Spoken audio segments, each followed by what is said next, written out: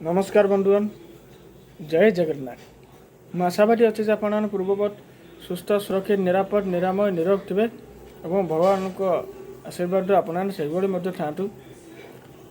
बंधुगण, आज आउ एक किसी छोटिया कथा आपण कही रखी और मुझे आशा रखुची जे छोट छोट किसी कथा आपण जीवन गोटे बड़ परिवर्तन की आनीपर प्रभावित कर गोटे नूतन दिशा देखाइबार गोटे सहायक बा एक माध्यम हो पार।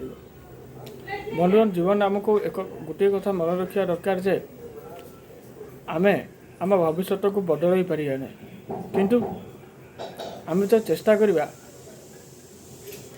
जे आमे चाहिए आम कु अभ्यास जी अच्छी ताकू बदल पार, ताकू बदल ताकू सुअभ्यास परिणत कले किए जाने हे तो काल सकाल को आम भविष्य बदली जापे काली को एवं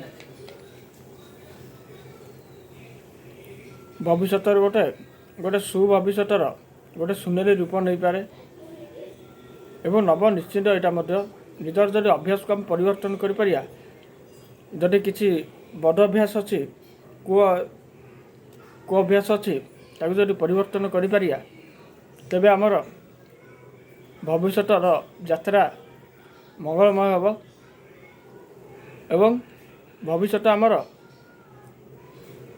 सुनारे चमकिब स्वर्णरे चमकिब एवं जार कलना बा आकलन वर्तमान तो करवा कष्टकर किंतु निज उपर निजर भविष्य निर्भर कर जद्वारा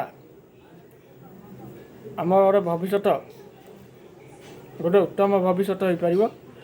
मैं आशा रखी जे मोर ये किसी कथा पटिक आपण मानक भल लगे प्रभावित कर जदि करला तेरे मो चैनल को लाइक सब्सक्राइब शेयर करूँ। केवल यहाँ मो चैनल नुहे मत मोर नुहे आपण मानकर सबकि मु जानी केते मात्रा मु सहायक हेबी कि होउची मो कथा मान